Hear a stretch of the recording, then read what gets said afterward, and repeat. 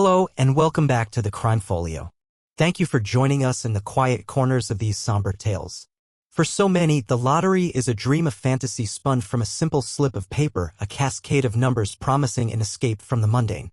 But what happens when that dream curdles into a nightmare? When the golden ticket becomes a gilded cage and the jackpot, a poison chalice? Tonight, we explore the stories of those for whom a winning number was not the beginning of a new life, but the catalyst for a tragic end. This is the lottery curse. Case 1. The murder of Abraham Shakespeare. Before the winning numbers were called on November 15, 2006, Abraham Lee Shakespeare was a man of quiet routines and profound invisibility. Born in Plant City, Florida, his life was a tapestry woven with threads of hardship and manual labor. He was a truck driver's assistant, a groundskeeper, a day laborer, a man who earned his living with the strength of his back and the calluses on his hands. He was known in his community as a gentle, if somewhat simple, soul. He possessed a generosity that often outweighed his means, a readiness to give his last dollar to a friend in need. Yet, this kindness was paired with a significant vulnerability. Abraham was functionally illiterate. The world of contracts, of fine print, of complex financial instruments was a foreign language he could not decipher. In many ways, he navigated life through trust and intuition, a system that had served him adequately in a world of small stakes.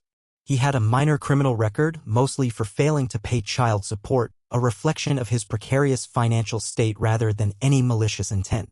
He was a man who existed on the periphery, his presence barely registering in the grand, chaotic machinery of society.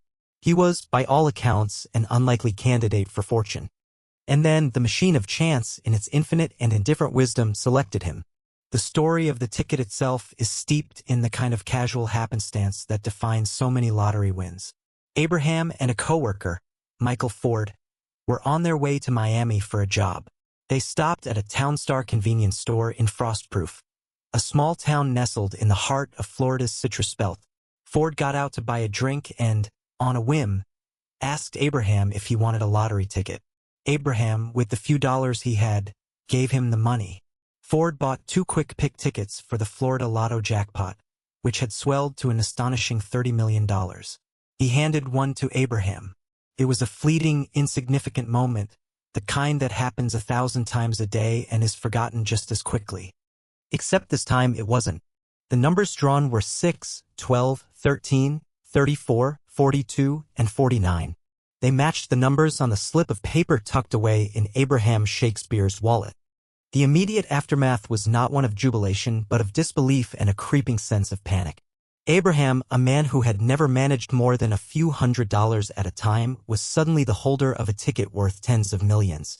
He didn't tell anyone at first, not even his family. He carried the ticket with him, a secret source of both terror and wonder. He later said he was afraid someone would kill him for it. His fear was a dark premonition of the reality that was to come. He waited weeks before coming forward, wrestling with the magnitude of his new reality. When he finally claimed his prize, he opted for the lump sum payment, which, after taxes, amounted to a staggering $16.9 million. The world that had previously ignored Abraham Shakespeare now descended upon him with a voracious, insatiable hunger.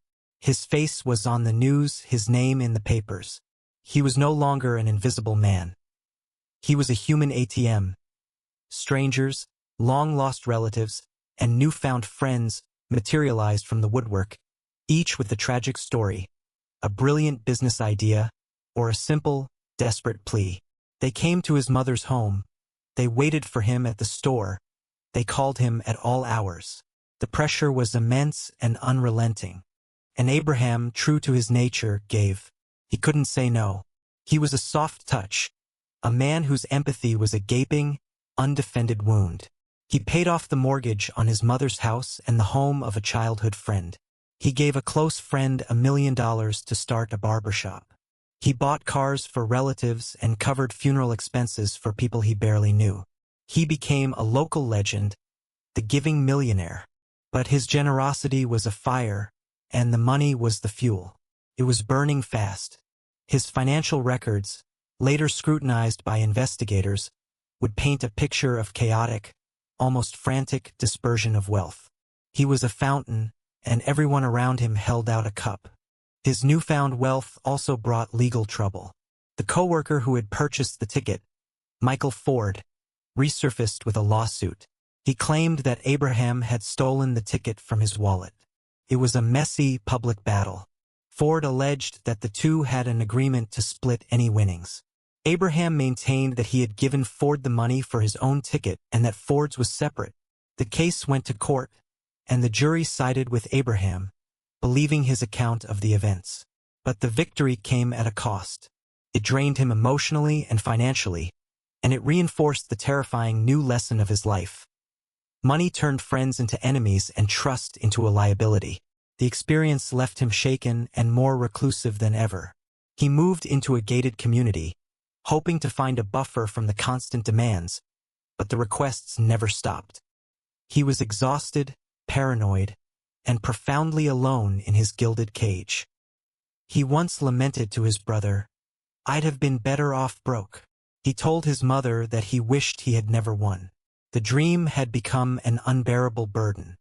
It was in this state of weary vulnerability that he met Doris Donegan Moore, known to everyone as Dee Dee. She approached him in late 2008 not with a handout for cash, but with a proposition that seemed, on the surface, to be an act of kindness. She was an entrepreneur with a confident, polished demeanor that stood in stark contrast to Abraham's own diffidence. She told him she wanted to write a book about his life, to tell his story and warn others of the pitfalls of sudden wealth. For a man who felt misunderstood and besieged, this was a seductive offer. Here was someone who wasn't asking for money, but for his story. Someone who seemed to understand his plight. Dee Dee Moore was a master of manipulation. She saw in Abraham not a person, but an opportunity. She recognized his illiteracy, his financial naivety, and his desperate need for a protector, for someone to manage the chaos that his life had become. She quickly and methodically inserted herself into every facet of his existence. She told him she would help him shield his remaining assets from the endless stream of supplicants. It was a promise of peace, a promise of order. Her first major move was to create a joint company, Abraham Shakespeare, LLC. She convinced him that this was the best way to manage his money. All of his remaining assets were funneled into this corporate entity. His $1 million home, his remaining cash, even the debts owed to him by others, all were transferred into the company's name. And Dee Dee Moore gave herself sole signatory power over the company's bank account. With a few strokes of a pen on documents he could not read, Abraham Shakespeare signed away his entire fortune. He believed he was securing his future. In reality, he was funding his own demise. Once in control, Moore began a systematic campaign of isolation. She became his gatekeeper, cutting off his access to the few genuine friends and family members he had left. She controlled his phone, filtered his calls, and spoke on his behalf. To the outside world, it appeared she was his trusted advisor, his business manager. In private, she was draining his resources with breathtaking speed. She paid herself a salary of over $1 million. She used the company funds to buy herself a Hummer, a Corvette, and a truck. She went on luxury vacations. All the while, Abraham's personal access to his own money dwindled to nothing. He had to ask her for cash just to buy food. The man who had won $30 million was now living on a small allowance doled out by the very person who was supposed to be protecting him. By the spring of 2009, Abraham had become deeply troubled by the arrangement. He started telling the few people he could still contact that he believed Dee Dee was stealing from him. He was planning to leave to get away from her control. He sensed the trap closing around him, but he didn't know how to escape it. The last time his mother, Elizabeth Walker, saw him was in February 2009. He seemed stressed and unhappy. The final, undisputed sighting of Abraham Shakespeare alive was on April 6, 2009. After that, he vanished. But his presence was maintained artificially by Dee Dee Moore. She told Abraham's family that he had gone away. She said he was sick of the pressure, tired of being used, and had decided to travel to a place where no one knew him, perhaps Jamaica, or Orlando, or Texas. Her stories were inconsistent, but they preyed on a believable premise, a man overwhelmed by fortune-seeking anonymity. To lend credibility to her lies, she used Abraham's cell phone. She would periodically send text messages to his loved ones, including his son. The messages were stilted and uncharacteristic. His son noted that his father, who could barely read or write, would never have sent such well-composed texts. But for a time, the ruse worked. It bought more precious months to continue plundering the last of his assets. She even tried to create a sighting. She paid a man $5,000 to call Abraham's mother on Christmas Day 2009, pretending to be her son and wishing her a Merry Christmas. The mother knew instantly it wasn't him. The voice was wrong. Her maternal instinct screamed that something was terribly amiss. The family's desperation grew, and they officially reported him missing. The Polk County Sheriff's Office began to investigate. Their focus immediately fell on Dee Dee Moore, the last person to have control over Abraham's life and finances. When questioned, her stories unraveled under the slightest scrutiny. She was a prolific and imaginative liar, but not a convincing one. She first stuck to the story that he had simply left. Then, as the pressure mounted, her fabrications became more desperate and elaborate. She tried to frame others for his disappearance and, implicitly, his murder. She told detectives that a drug dealer named Ronald had killed him. She even tried to convince one of Abraham's cousins that he should claim responsibility for the murder, promising to pay his family for his trouble. Her most audacious attempt at misdirection involved a man named Gregory Smith, an acquaintance who was also a police informant. In November 2009, Moore approached Smith with a bizarre and chilling plan. She asked him to find a person on the verge of death or in prison for life who would be willing to confess to murdering Abraham in exchange for $50,000 for their family. Later, she changed the plan and simply asked Smith to help her dig up and move Abraham's body. She took Smith to a home she had recently purchased in Plant City, property that belonged to her boyfriend. She showed him a large, freshly poured concrete slab in the backyard, about 6 feet by 10 feet, and told him that Abraham was buried underneath it. She explained that she needed to move the body because the property was about to be sold.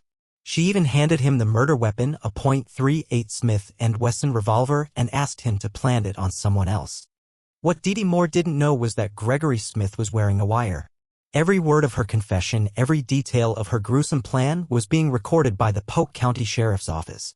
It was the break they needed.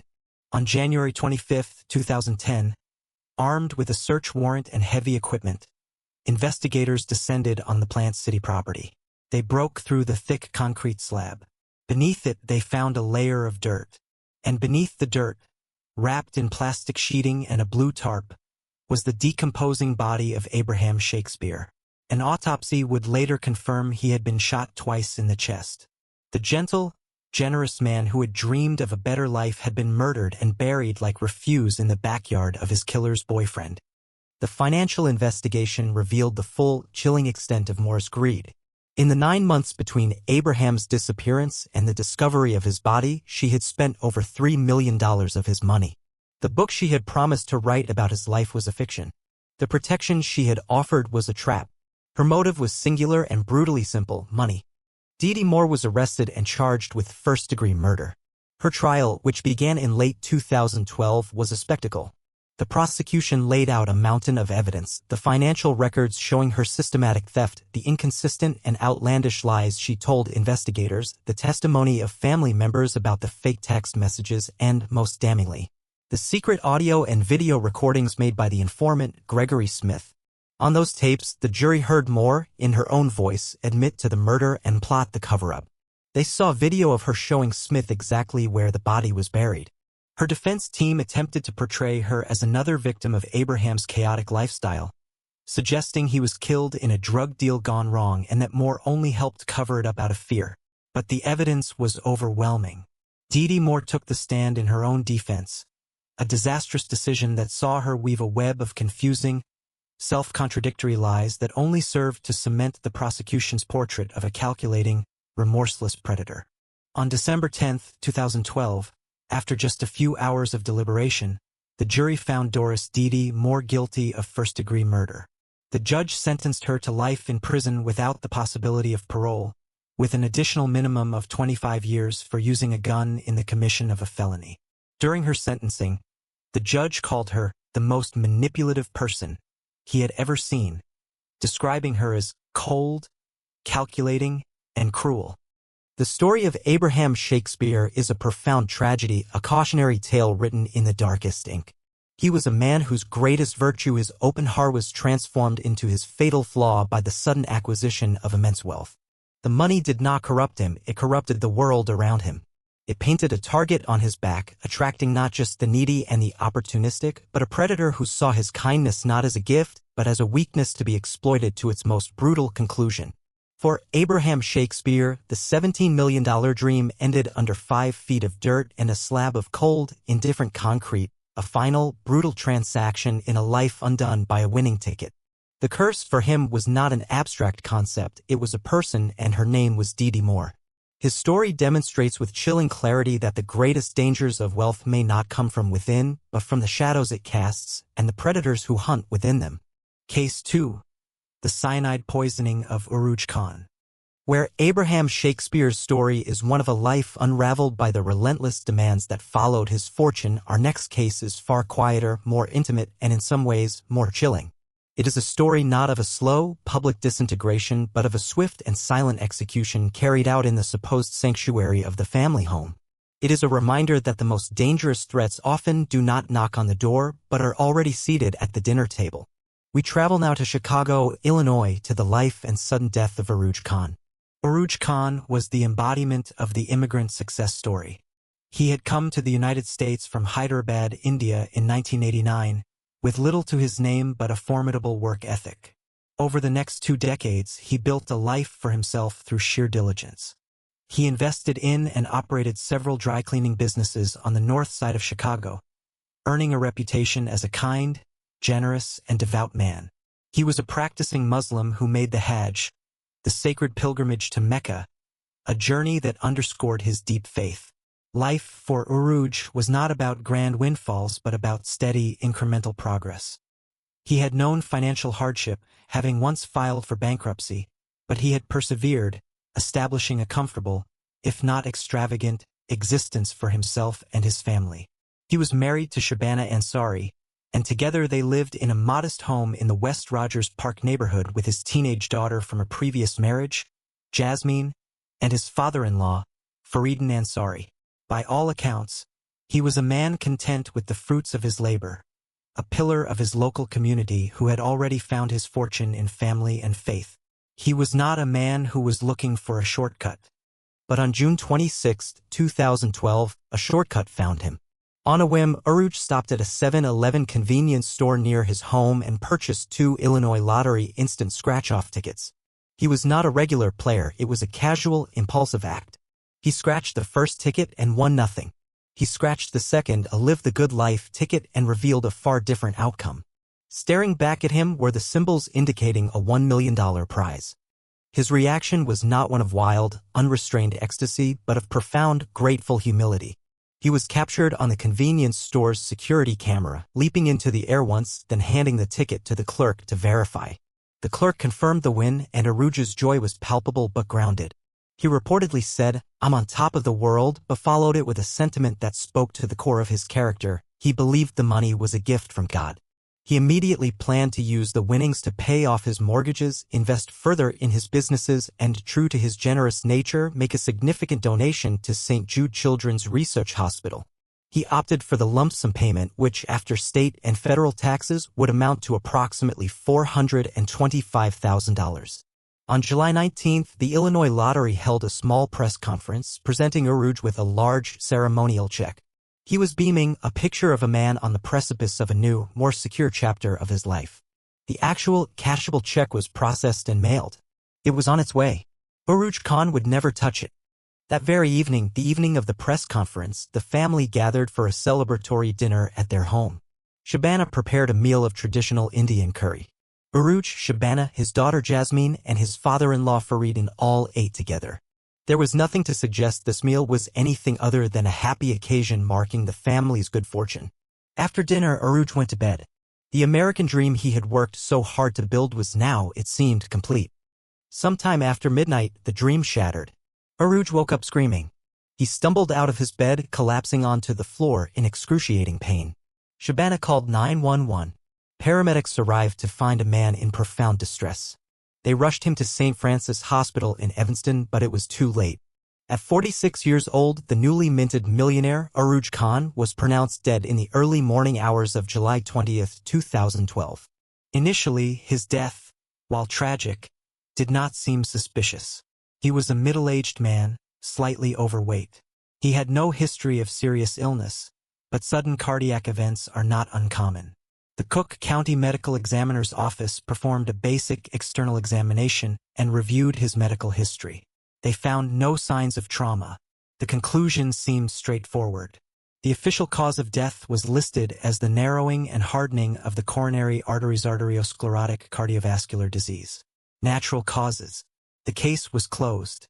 In accordance with Muslim tradition, which calls for a swift burial, Uruj Khan's body was laid to rest the very next day. There was no autopsy. It seemed to be a simple, heartbreaking tragedy. A man is blessed with a fortune, only to be struck down by fate before he can enjoy it. The lottery check for $425,000 arrived in the mail the day after he was buried. For weeks, that was the end of the story. But a quiet, persistent doubt began to fester among some of Uruj's relatives. His brother, Imtiaz Khan, who lived in India, was deeply troubled. He found the timing of his brother's death to be too coincidental to be credible. A man in good health does not simply win $1 million and die of a heart attack the next day.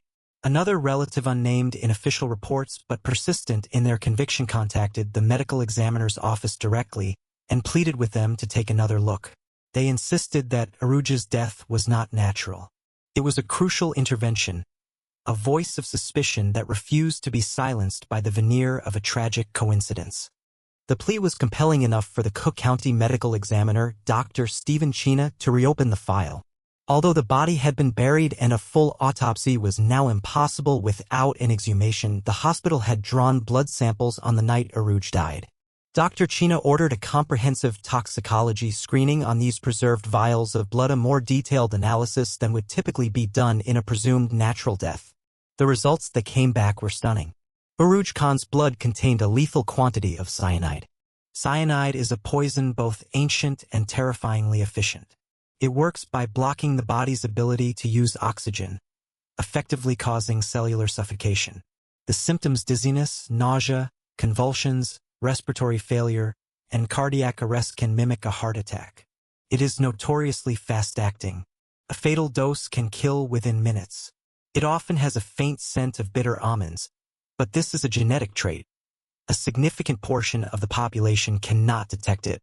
Administered in a strongly flavored food, like a spiced curry, its taste and smell could be easily masked.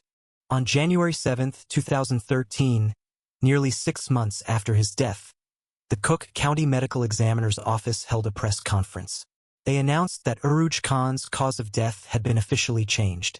It was no longer natural causes. It was homicide by cyanide poisoning. A probate court judge subsequently ordered the exhumation of his body. Pathologists performed a full autopsy, which confirmed the presence of cyanide in his system, solidifying the finding. The tragic story of a man struck by fate was now the chilling story of a man who had been murdered. The Chicago Police Department launched a full-scale homicide investigation. The question was no longer what killed Uruj Khan, but who. The list of potential suspects was unnervingly small. Cyanide is not a weapon of random violence. It is intimate, deliberate, and requires close access to the victim. The investigation immediately focused on the last people to see him alive, the people who had shared his final meal: his wife, Shabana Ansari, his daughter, Jasmine Khan, and his father-in-law, Faridin Ansari. The motive seemed glaringly obvious: the $425,000 in lottery winnings. According to Illinois law, if a lottery winner dies before receiving the prize, the money goes to their estate. With no will in place, Uruj Khan's sole heir was his only child, his daughter Jasmine. However, as his surviving spouse, Shabana had a legal claim to a significant portion of that estate. The money, a symbol of a bright future, had instantly become a source of immense potential conflict. The family dynamics came under intense scrutiny. While some described Uruj and Shabana's marriage as stable, court documents and interviews suggested underlying tensions, particularly concerning finances. Shabana and her father, Faridin, were questioned extensively by police. Both denied any involvement and expressed shock at the finding of poison.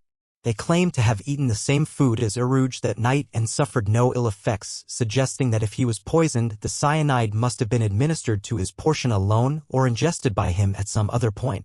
Shabana's lawyer would later float the theory that Aruj might have poisoned himself, an idea his family vehemently rejected, citing his strong religious faith which forbids suicide and his visible joy at winning the lottery.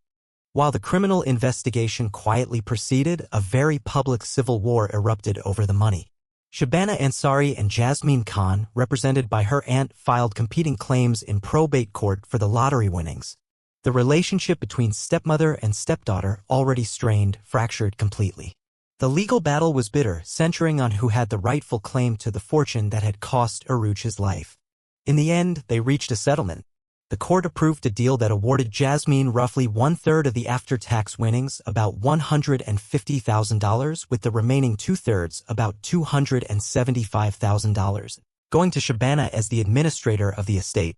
The money was divided, but the central mystery remained. The criminal investigation, however, hit a wall. Despite a clear motive and a small circle of opportunity, the police could find no direct evidence linking anyone to the crime. There were no witnesses who saw someone administer the poison. No one confessed. Investigators could not trace the source of the cyanide, a controlled substance that is difficult to obtain without a legitimate industrial or laboratory purpose. All they had was a powerful circumstance. Aruj Khan was poisoned in his own home on the day he was publicly celebrated as a millionaire by someone who had access to his food. Shabana Ansari and her father, Faridin, eventually moved back to India. The investigation in Chicago remains open, but it has grown cold. No arrests have ever been made. No one has been charged with the murder of Aruj Khan. The story of Aruj Khan is a tragedy of cruel irony. He was a man who had already achieved his dream through hard work, only to be murdered for a dream he won by chance. He believed his winnings were a blessing from God, a tool to better his life and to help others. Instead, the money acted as a catalyst, transforming the hidden resentments or greed within his own home into a fatal poison. Unlike Abraham Shakespeare, who was killed after his fortune had been spent, Aruj Khan was killed for the mere promise of it. He died on the very threshold of his new life, his check uncashed, his plans unfulfilled. His killer, in all likelihood someone he loved and trusted, someone who shared his bread and salt, was successful in their brutal calculus. They got the money, and they got away with murder. The case of Aruj Khan is a haunting, unresolved question, a testament to the fact that sometimes the most valuable prize comes at the ultimate cost, and the deadliest curses are whispered from the closest of quarters. Case 3. The Strange Death of Jeffrey Dampier. If the murders of Abraham Shakespeare and Aruj Khan represent two opposite ends of a spectrum, one a slow, public fleecing, the other a swift, secret poisoning, then our next story resides in a deeply unsettling middle ground. It is a tragedy born not from the greed of a stranger or a silent assassin, but from the corrosion of family itself. It explores how a life-altering fortune can warp intimacy into entitlement, and how generosity, when entangled with betrayal, can cultivate a garden of deadly resentment. This is the story of Jeffrey Dampier, a man who thought he was building a kingdom for his family only to be executed by the very people he had invited to live within its walls. In 1996, Jeffrey Dampier was a security guard living on the west side of Chicago with his wife, Crystal. Their life was ordinary, a cycle of work and bills, unremarkable in its daily rhythm. Then, one day, the familiar spin of the Illinois lottery wheel stopped on their number. They held the winning ticket for a $20 million jackpot. It was a moment of pure, unadulterated fantasy made real. Like the others, they opted for the lump sum payment, which, after taxes, provided them with a fortune of approximately $7 million. Initially, Jeffrey Dampier seemed to be the exception to the lottery curse. He appeared to handle his newfound wealth with a surprising degree of wisdom and magnanimity. He and Crystal did not engage in a wild, self-destructive spending spree. Instead, they made a plan. They decided to leave behind the harsh winters and urban grit of Chicago for the sunshine and opportunity of Tampa, Florida. It was a classic American dream, supercharged by millions of dollars. And Jeffrey was, by all accounts, incredibly generous. He didn't just move himself and his wife, he moved his entire extended family and Crystal's family as well, setting them all up in a new life in Florida.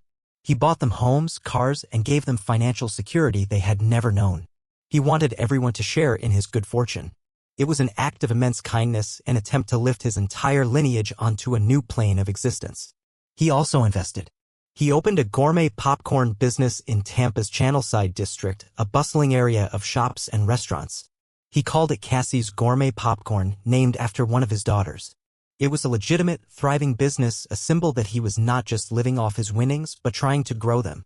To the outside world, Jeffrey Dampier was a success story, a lottery winner who had done it right.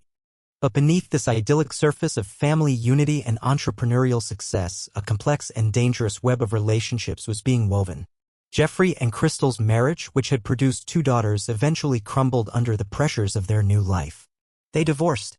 But even in divorce, Jeffrey's generosity continued. He provided well for Crystal and their children, ensuring they were financially secure. He was no longer her husband, but he was still the patriarch, the benefactor of the family clan. It was in this fractured, yet still interconnected, family dynamic that a fatal relationship took root. Jeffrey began an affair with his now ex-sister-in-law, Crystal's sister, Victoria Jackson. The affair was an open secret within the family. It was messy and complicated, blurring the lines between love, lust, and financial dependency. Jeffrey doted on Victoria. He moved her into an apartment, bought her expensive gifts, and showered not just her, but her entire family with his wealth. He became the central sun around which her life revolved. She had a boyfriend, a man named Nathaniel Jackson, no relation, but it was Jeffrey who was her primary source of stability and luxury. This arrangement created a profound and toxic sense of entitlement in Victoria. The constant flow of money and gifts from Jeffrey was no longer seen as generosity, it was seen as an expectation, a baseline, a right. She was his lover, his confidant, his family. In her mind, his money was, by extension, her money. The relationship gave her access, intimacy, and a perceived claim on his fortune that was far more potent than that of the strangers who hounded Abraham Shakespeare. Jeffrey, for his part, seemed to trust her implicitly. He was a man who had provided for her, who shared a bed with her. He could never have imagined she would view his kindness not with gratitude, but as a resource to be seized. Nathaniel Jackson, Victoria's on-again, off-again boyfriend, watched this dynamic from the periphery. He saw the easy money, the lavish lifestyle Victoria enjoyed, all funded by Jeffrey. He was a man with a history of petty crime, and in Jeffrey Dampier he saw not a benefactor but a mark. He and Victoria began to talk. They saw the river of cash flowing from Jeffrey, and they decided it wasn't enough to simply receive its gifts. They wanted to own the river itself. A plan began to form, a crude and brutal scheme born of greed and a twisted sense of familial ownership. On the evening of July 26, 2005, the trap was set. Victoria called Jeffrey. She sounded distressed. She told him her car had broken down and she needed his help. It was a simple, believable request. Jeffrey was a man who had always taken care of her. Without hesitation, he drove his van to her apartment to see what was wrong. It was a trip he had likely made hundreds of times before. But when he entered the apartment, the familiar scene was wrong. Nathaniel Jackson was there, waiting. And he was holding a shotgun. The pretense of car trouble evaporated, replaced by the cold, metallic reality of an ambush. The man who had given Victoria everything was now her prisoner. What followed was not a quick, panicked robbery. It was a slow, terrifying ordeal. Nathaniel and Victoria bound Jeffrey's hands and feet with shoelaces from his own sneakers. They forced him into his own van. Their demand was simple, they wanted his money. All of it. They drove him around, trying to force him to reveal where his assets were, how they could get to them. But Jeffrey Dampier's wealth wasn't a suitcase full of cash under a bed. It was tied up in investments, in his business, in bank accounts that couldn't be emptied with a simple command. The details of those final hours are known only from the later confessions of his killers, but it's clear the situation spiraled out of control. The kidnapping wasn't yielding the instant riches they had imagined. Jeffrey was likely terrified, but also defiant. He was a man of considerable size and strength, and even tied up, he was not entirely subdued. The frustration and panic in the van mounted. The easy score had become a complicated, dangerous hostage situation. For Victoria and Nathaniel, there was a growing realization that they had crossed a line from which there was no return. They couldn't just let him go. He knew them. He had trusted them. He was family. At some point, parked in a quiet, dark street, the robbery turned into an execution. Nathaniel Jackson, holding the gun, turned to his girlfriend. He presented her with a horrifying, absolute choice, a final test of her allegiance. "You shoot him," he said, "or I shoot you." In that moment, any lingering bond of family, any memory of kindness or intimacy was extinguished. Victoria Jackson, the woman Jeffrey Dampier had supported, housed, and loved, made her choice. She took the .22 caliber pistol they had brought with them. She pointed it at the back of the head of the man who had given her a new life. And she pulled the trigger. They abandoned the van, with Jeffrey's body inside, on a quiet residential street in Tampa. It sat there for 2 days before a neighbor, noticing it hadn't moved, called the police. When officers opened the doors, they discovered the body of the 39-year-old popcorn magnate, the man who had won the lottery and seemed to have it all. The investigation was swift. Jeffrey was last seen going to help his sister-in-law, Victoria.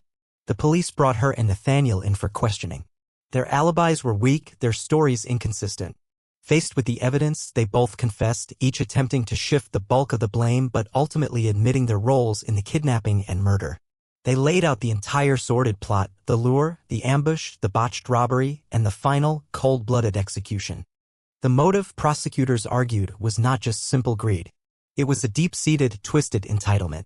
Victoria Jackson didn't feel like she was robbing a stranger, she felt she was taking what was rightfully hers.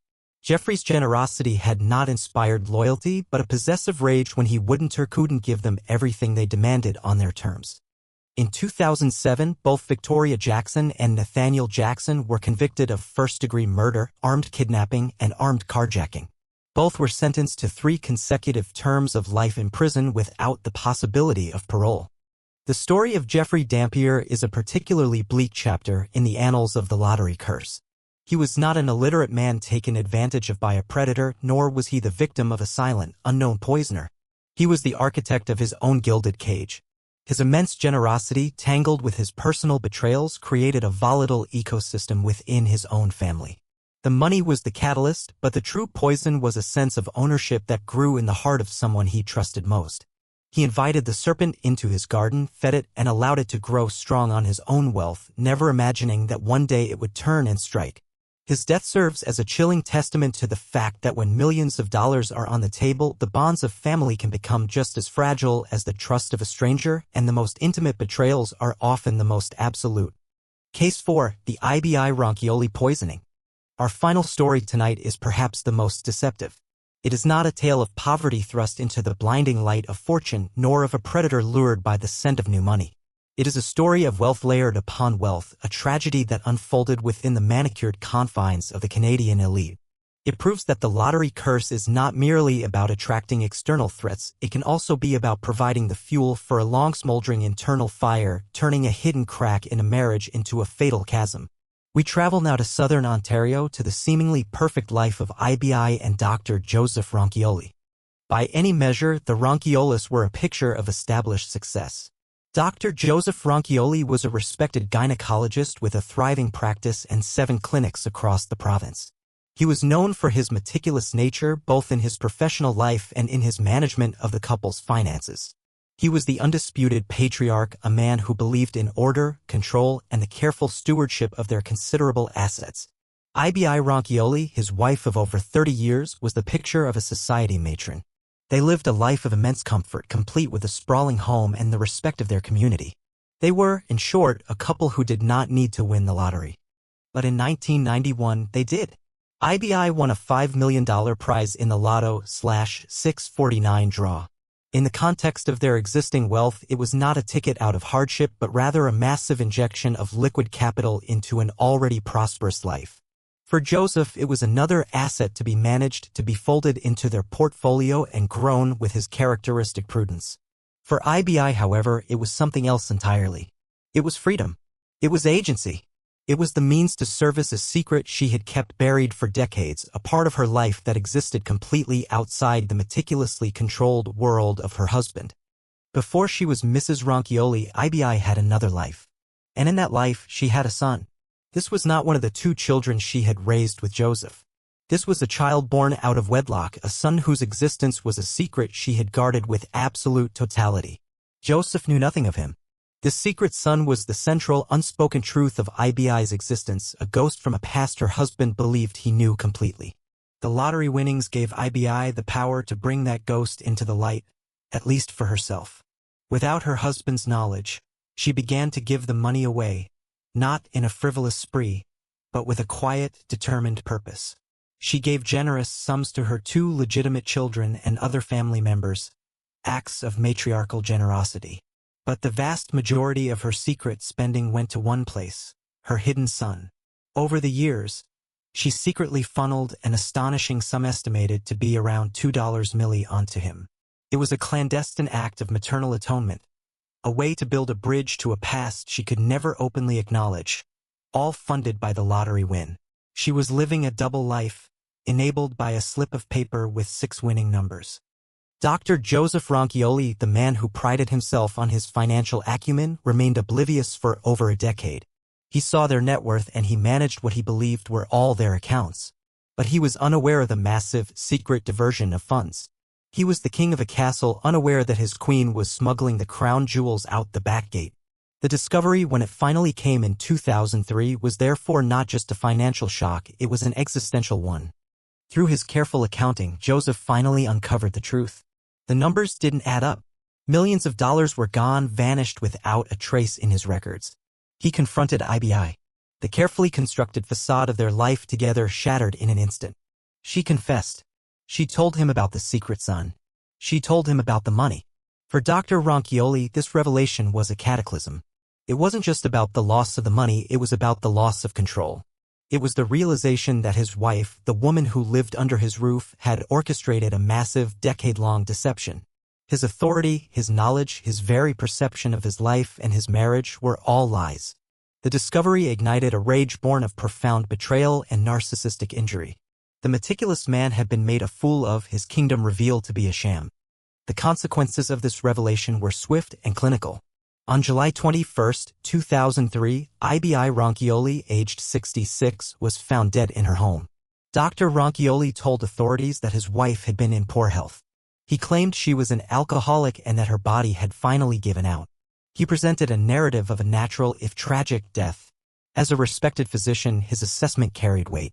But the physical evidence told a different story. The coroner's investigation discovered something unsettling. Fresh needle marks on IBI's hands and feet. This prompted a full toxicology screen. The results were unequivocal. IBI Ronchioli's body contained lethal levels of multiple drugs, including a powerful anesthetic. She had not died of natural causes. She had been injected with a fatal cocktail. The man who had spent his life bringing life into the world, the healer, had used his medical knowledge as a weapon. Dr. Joseph Ronchioli was arrested and charged with the murder of his wife. The trial, which began in 2008, peeled back the layers of the Ronchioli's seemingly perfect life. The prosecution argued that the motive was not simple greed for the remaining lottery money, but a cold, vengeful rage. They painted a portrait of a controlling man who, upon discovering his wife's ultimate secret and her unilateral disposal of what he considered their money, decided to punish her in the most absolute way possible. He had lost control, and so he took her life. The defense offered a far different and less plausible narrative. They claimed IBI was depressed and had been asking her husband to help her die. They argued that he was merely trying to draw her blood for testing when he accidentally injected her with the anesthetic. It was, they contended, a tragic mistake, not a murder. The jury wrestled with the evidence. They did not believe it was an accident, but they also seemed to doubt that it was a coldly premeditated, first-degree murder. They ultimately found Dr. Joseph Ronchioli guilty of the lesser charge of manslaughter. It was a verdict that suggested they saw the killing not as a calculated plot, but as an act committed in the heat of passion, a final, fatal explosion of rage from a man whose world had been irrevocably shattered by his wife's secret. He was sentenced to 7 years in prison. The story of IBI Ronchioli is a chilling study in the corrosive power of secrets. The $5 million jackpot did not introduce a new evil into her life. Instead, it gave her the power to act upon a pre-existing reality, one her husband could not tolerate. Her secret generosity, her assertion of an identity and a past that he did not control, was a rebellion he could not abide. For Joseph Ronchioli, the curse was not the loss of money, but the loss of his illusion of absolute control. The winning ticket gave IBI a voice, and for her husband, the only way to silence that voice was to extinguish its source forever. The stories of Abraham Shakespeare, Aruj Khan, Jeffrey Dampier, and IBI Ronchioli are 4 distinct tragedies, yet they are bound by a single, glittering thread. The lottery ticket was never the curse itself, it was merely the catalyst.